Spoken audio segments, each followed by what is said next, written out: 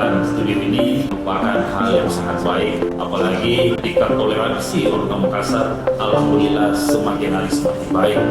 Kita berharap dengan kehadiran masjid ini bukan hanya sebuah bangunan, tetapi adalah ini institusi yang akan mengembangkan karakter keimanan sebagian warga Kota Makassar yang ada di sekitar sini.